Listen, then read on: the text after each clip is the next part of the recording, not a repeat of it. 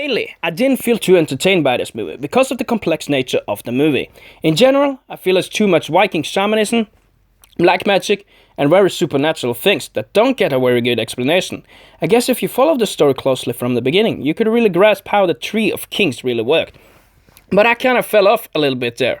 The start of the movie is the weakest one. You see the main character's story as he sees his father killed, who is played by Ethan Hawke in the movie.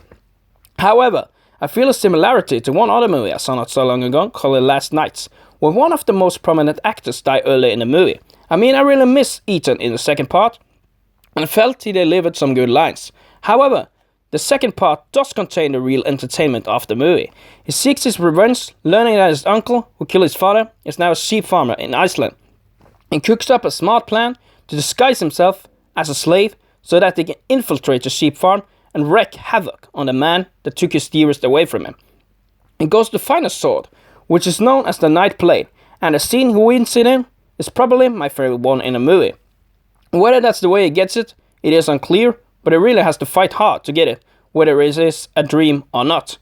In a strange fashion, the villagers believe it's an evil spirit that's been killing some of the men at night.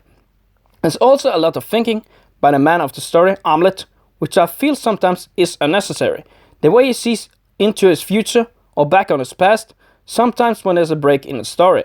In the story that follows, Amleth pieces together his plan, which now also involves a girl he has taken a liking to, which of course he didn't plan.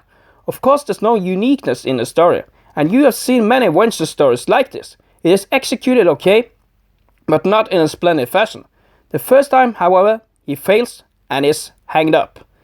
He is then saved by crows, which also adds to the supernatural strange element of the movie, and he is saved by the girl who rides him on to safety. But there, maybe she's a witch. So if some of you did catch how she manages to save Amleth, please tell me. You also have these wolf-like mean creatures who Amleth seems to be the leader of, and those people are not too good explained either. I mean, perhaps they are just plain and simple beasts sent by Odin to wreak havoc on the world.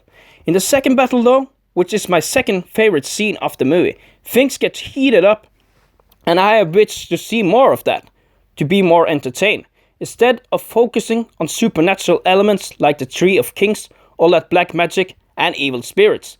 In that particular fight, they are fighting in the flames in the gates of hell, and it looks like a really cool and intimidating place. After an intense true-style Viking fight, where their swords are just as good, and there's no real winner, and they both die, and Amleth meets his fate. You saw earlier in the beginning, when he met the witch, that he couldn't escape his fate, and in the end, that seemed to be true. That the movie also ends after his fate makes the ending a good one. He sees in his vision of death that his son love interest is safe, which he also found out was in his bloodline. He also sees her bearing children, which will ensue her for a bright future. The moments towards the end, however, after she saves him, I do feel those are a bit dragged. Yes, I get she tries to convince him that they could live happy together and he can choose love over hate. But if it had ended there, there would be no movie left. Anyway, is where I feel that they could have speeded up the movie a little.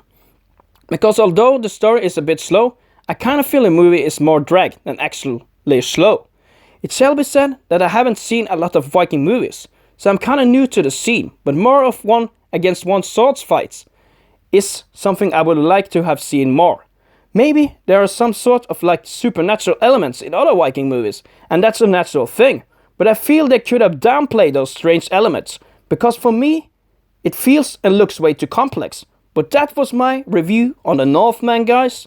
Thanks for watching.